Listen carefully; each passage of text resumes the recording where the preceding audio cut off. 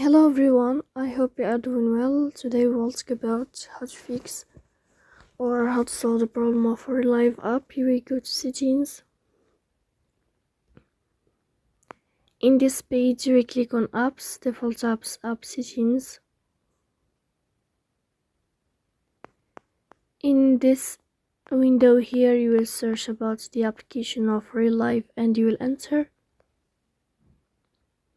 Then we click on first stop and you will click OK. After that you will enter to storage. Here you will click on clear cache. Then you can turn off your Wi-Fi and you will turn on your Wi-Fi again to fix that problem. So that's all. Don't forget to support us by like and subscribe. See you next time, and thank you for your watching and your attention.